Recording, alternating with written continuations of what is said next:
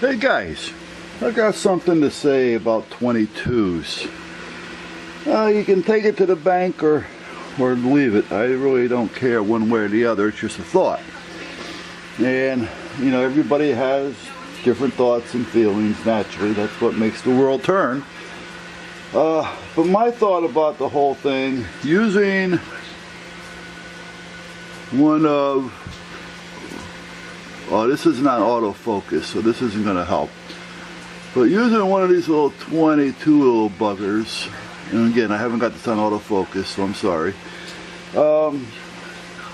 Or one of those, revolver, semi-automatic, or the rifle, as a home defense or personal defense weapon, would not be my first choice.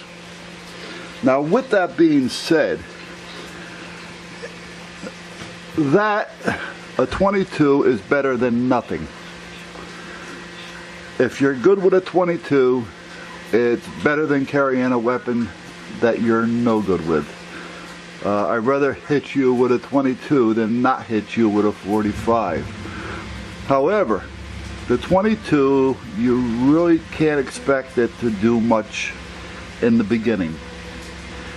And what I mean by that is, you can shoot somebody with it, and you're probably still going to have to go hand to hand to take care of business. If they're within a 21-foot area and they're after you, and you lay 5, 6, 7, 8 shots into them, more than likely they're going to get to you. And if they have anything like a knife or even their bare hands, there's a strong possibility that you're going to put up a fight and hopefully walk away from it. It all depends on how fast they either bleed out or those 22s work on any vital organs, and or they realize that they've been shot and give up and run or fall. I mean, there's a number of things that can happen there. Now, I can tell you a few true stories about 22s. I know I've recorded them before, but I haven't checked to see if I had posted them or not. So I'm just going to put them both into this video real quick and give you guys some thoughts.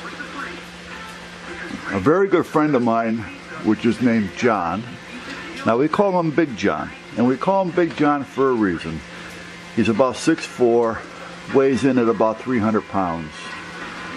And he's pretty well proportioned. I mean, he's not no muscle bound, you know, but he isn't, you know, a pear shape either. And he's a truck driver. So him and his wife weighs in at about 90 pounds. Him and his wife would just drive the United States. That was their job, and that was their living. They had a beautiful rig. Their own trailer, you know, their tractor, sleeper, double sleeper. I mean, it was just a beautiful rig, and they enjoyed driving together as a team throughout the country, and that's what they did. Well, one day they decided they were going to spend a weekend in New York City, and on a Saturday afternoon, and this is true, he and his wife were walking the streets of New York. And within 15 feet of him walking at 3 o'clock in the afternoon on a Saturday, he thought he was getting stung or bit by a bee or a bug. And to find out that he was shot 5 times in the back shoulder, the left-hand shoulder, the back area, 5 times with a 22 long rifle. He found that out when they decided to walk into one of the alcoves of the store, one of the storefronts, and he took off his jacket so that he could check it for bugs. And his wife was checking his back to find out that he was bleeding. And as he's looking at his jacket, he found 5 holes. At that point, he realized that he's been shot 5 times. He calls a cab, or hails a cab. They take him to the nearest medical facility. They remove the 5 rounds. They fill out a report. He takes a cab from the hospital back to where his truck was parked. and said, "Screw New York," and he went back to work. So that's what a 22 done to him. Absolutely nothing other than he thought he was getting bit by a bug. Now again, he's a little on the huge side. You know, he's a big guy. You know, and even though he's not muscular looking, he's got, you know, a lot of muscle mass. So you really have to watch what a 22 is going to do for you. Now, he survived. Here's one where the guy didn't survive. Now, I didn't know the guy, but I knew the owner of the store in which it happened. A friend of mine owns a deli. The deli's on the corner, so you can enter the parking lot from either street. On the side of the building, there's a payphone. The payphone's approximately 3 feet from the main window, because the window was also cornered so that he could see the driveway and down the side of the driveway where the payphone was. A customer came in and bought a soda. Goes back out to his Jeep. Now, they didn't know it was a Jeep at the time, but he went out to his Jeep. The Jeep didn't have the top on it. It was all open. The doors were off. The top was off. It was a nice day. The kids were, you know, having a good time out there. He stopped for a soda. As he's in the parking lot opening the soda, somebody came up from behind him on the right rear side of this Jeep, reached over the seat, placed a 22 up to his head behind his right ear and pulled the trigger. It stunned him for a minute, the way we were told, the way the story had been told. He gets out of the Jeep. The other guy ran off. He gets out of the Jeep. He walks to the payphone. My friend, which owns the establishment, heard the bang, heard the shot. He's seen a person running, and that was kind of normal for this area, so he just let it, you know, be. He sees this customer that was just in the store now walking to the payphone, so he really didn't know what was going on, nor did he know anybody was shot.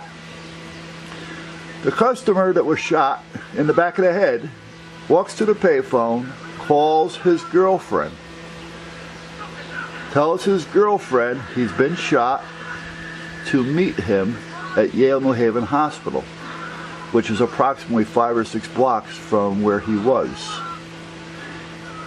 He walks back to his Jeep, which is approximately 100 feet or so from where the phone was, gets in his Jeep, and as he's pulling out of the driveway, he died. Now, the 22, if this was an intruder, naturally did the job. It killed a person.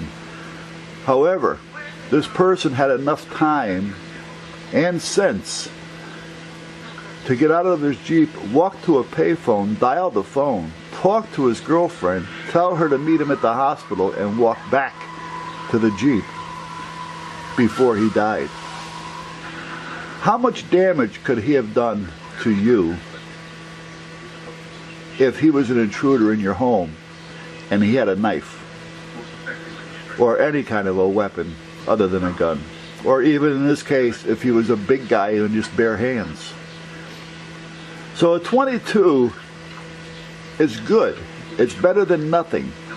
But it's not one that I want to stake my life on. And they're not all that reliable. I mean, you go to a range with a 22 and you pull the trigger, you know, you don't know if it's going to go off or if it's not. So, you know, you really want to think twice. You know, at least step up. You know, my wife carries a 25 and I'm trying to get her out of that. Because again, you know, the 25, I look at it as being a 22. Anybody in their right mind will turn away and run. They see a gun, they're going to run. I mean, I flinch and back away if somebody holds up a BB gun, you know, or a pellet gun. You know, it's just instinct. You know, so if somebody's aiming a 22 or a 25 at me or a 32, I'm not going to say it's only this caliber and go for it. So anybody with some common sense, the gun is going to scare them away. But if they don't and you have to use it, you want to make sure it's going to do something. At least slow them down enough to give you a chance to retreat. or to name them enough to where you can protect yourself hand to hand if you need to. So think about that before you go to 22. My wife is now up to a 380, and that would be about the lowest that I like to see her with. However, even a 32 would be better than a 22. You know, putting a 45 in the hand of somebody that can't fire it or handle it properly is not the way to go. Putting a 45 in the hand and saying, well, we'll just downsize it so it'll fit your hand properly. Well, the gun may fit your hand properly, but the caliber may not fit the body. So you have to really pay attention when buying a gun. You know, sometimes bigger is better, but you know, it's kind of an oxymoron there. You know, so think about that. That's all I got to say.